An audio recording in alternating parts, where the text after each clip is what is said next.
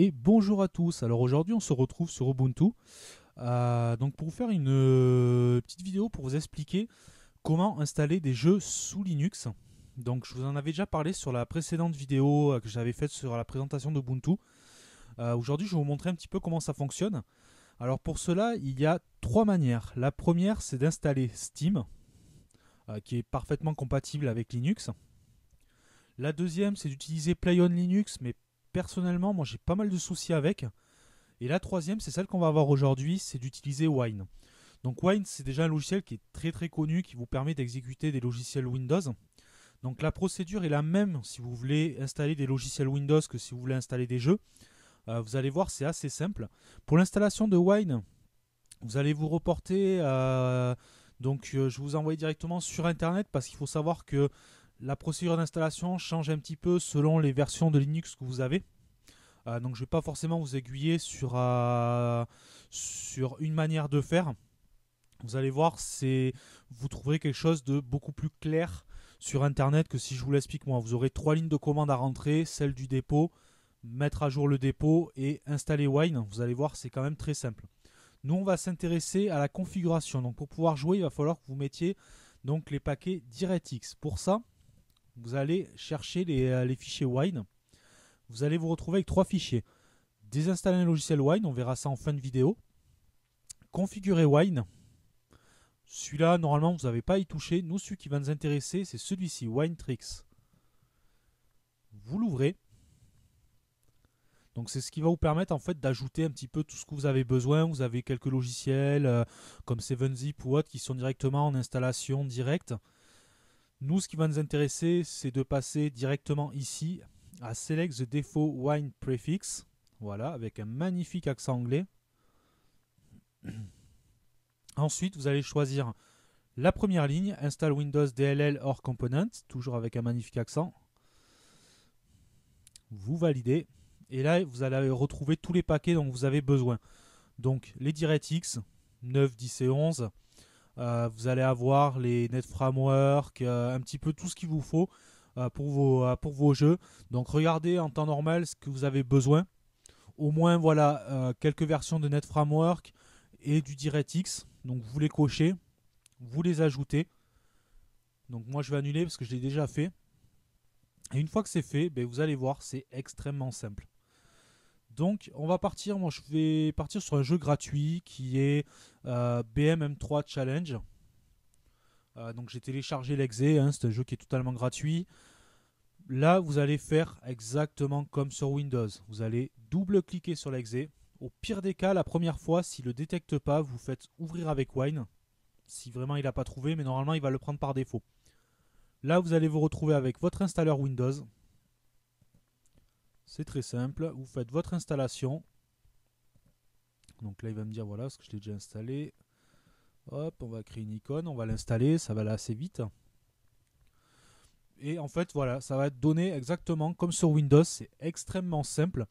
Et ça fonctionne vraiment très bien. Il faut savoir que ça ne vous donne pas un effet d'émulation ou autre, comme si vous faisiez de la virtualisation. Vos jeux, vraiment, vous allez profiter pleinement des performances de votre PC. Bon, ici, moi, les performances ne sont pas vraiment au rendez-vous. Le PC que j'utilise pour Linux, c'est une toute petite configuration. Voilà, donc le jeu, je vais le démarrer. Vous, en vidéo, ça va vous donner quelque chose de vraiment très limite parce que le PC passe ce jeu, on va dire, quand il n'y a que ça qui tourne. Là, avec la capture, il y a des chances que vous ne voyez pas grand-chose, mais bon, c'est juste pour vous montrer que ça fonctionne. J'espère que vous aurez au moins le son, même si vous n'avez pas trop l'image. Voilà, on va configurer les graphismes. Alors là, je vais être obligé de me mettre en 1920 par 1080, j'ai pas vraiment le choix. Sinon, j'ai mon logiciel de capture qui va bugger. Et voilà, vous vous retrouvez avec vos icônes. Vous avez tout simplement qu'à lancer le jeu.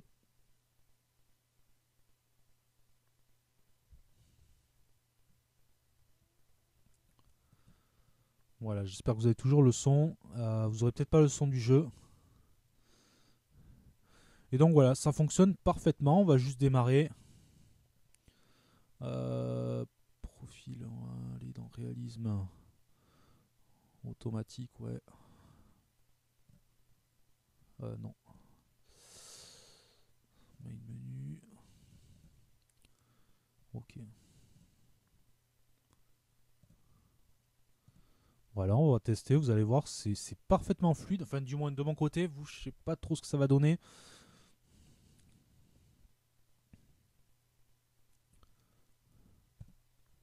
Vous voyez, c'est parfaitement jouable. Donc j'ai testé avec plusieurs types de jeux, hein, avec Farming Simulator, ça fonctionne très bien. Euro Truck Simulator, ça fonctionne très bien aussi. Franchement, aucun souci. Vous avez quand même de bonnes performances graphiques. Étant donné que de toute façon, vous pouvez émuler un petit peu tous les différents modules de Windows.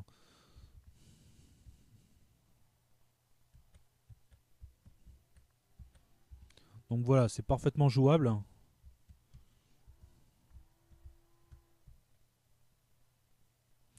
Hop. Bon, je vais pas rester trop longtemps parce que je crois que sur la capture, vous voyez pas grand chose normalement. Je me demande même si l'image se fiche pas.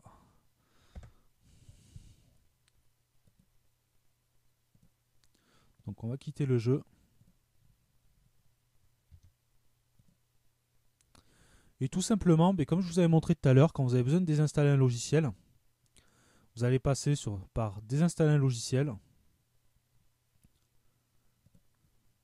Voilà, donc je retrouve mon BMM3 Challenge qui est ici. Je le supprime. Et voilà, c'est désinstallé. La seule chose qui va rester normalement, c'est votre raccourci que vous avez juste à supprimer. Donc vous pouvez faire ça avec vos logiciels Windows, avec donc des jeux. Il vous suffira, comme je vous ai dit, d'aller dans les composants directement ici et d'ajouter les composants nécessaires. C'est ultra complet. Normalement, vous faites fonctionner quasiment tous les logiciels. Il vous en propose même quelques-uns directement si vous voulez pas batailler. 7-Zip, un petit peu, voilà, on va dire les basiques. Hein. Vous avez énormément de fonctionnalités. Là, c'est pareil. Vous pouvez installer des benchmarks aussi. Vous allez retrouver donc les 3D marks. Pas mal pour tester une machine rapidement avec un benchmark Windows. Dans les jeux aussi, vous en avez certains qui sont préconfigurés. Donc là, la liste est quand même bien moins importante que celle de... On va aller voir celle de... Hop là, ça je vais quitter. De Play on Linux. C'est vrai que Play on Linux a une liste un peu plus grande, mais bon, normalement, une fois que vous avez configuré Wine comme il faut, tout simplement, vous allez pouvoir tout installer sans aucun problème. Voilà, Play on Linux c'est fait un petit peu différemment. Vous avez directement ici par type. Et disons que sur les jeux, vous avez quand même, on va dire, une assez bonne liste. C'est assez complet. Mais personnellement, moi j'ai pas mal de soucis. Après, je pense que c'est un défaut d'utilisation, mais pas mal de soucis à passer par Play on Linux. Surtout que bon, au final, il passe en grande partie par une base Wine. Donc autant passer par Wine directement. Et vous pourrez tout simplement exécuter vos exés comme ça, que ce soit des logiciels ou des jeux, directement sur Linux. Assez simplement, vous double-cliquez, vous installez comme sur Windows, vous allez avoir vos icônes qui vont se mettre sur le bureau et ça va fonctionner. FF Diaporama, c'est pareil que je vous ai montré ou que je vais vous montrer, ça dépend dans quel ordre je poste les vidéos. Pareil que j'ai exécuté directement parce que la version Linux, moi j'avais des problèmes de plantage avec l'encodeur. J'ai mis une version Windows qui tourne sous Wine. Franchement, ça fonctionne nickel quoi. Donc voilà, donc on peut jouer sous Linux, c'est totalement faisable. Aujourd'hui, un Linux, vous pouvez faire tourner des applications Windows, des jeux Windows. J'ai envie de dire pourquoi continuer à... Je ne veux pas dénigrer Windows Watch, je suis un gros utilisateur de Windows, mais pourquoi continuer à payer des licences chez Microsoft alors que vous avez du gratuit qui peut faire quasiment la même chose. Moi je vous dis, les jeux sont vraiment fluides. Il faut savoir que j'ai même l'impression que c'est légèrement mieux optimisé parce que là le PC que j'utilise, pour vous donner un ordre d'idée, c'est un Athlon 6000 Plus avec 4 Go de RAM. J'ai la config ici. Hop. Et la carte graphique, c'est une GT 440. Donc vraiment le basique de chez basique.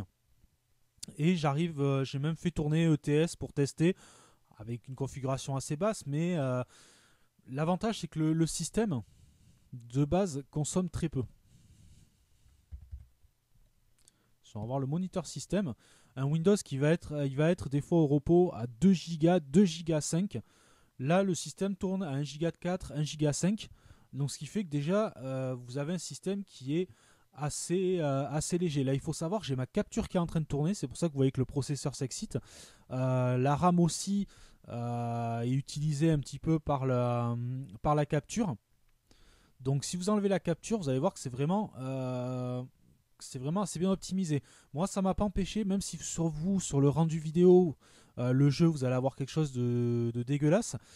Moi, ça m'a quand même permis, en plus de la capture, moi j'avais une image fluide quand j'étais sur le jeu. Donc ça veut dire quand même qu'il y a une très bonne optimisation. Donc voilà, vous pouvez franchement jouer sous Linux sans aucun problème. Donc comme d'habitude, si vous avez des questions, n'hésitez pas dans les commentaires. Et moi je vous dis à une prochaine vidéo. Allez, salut!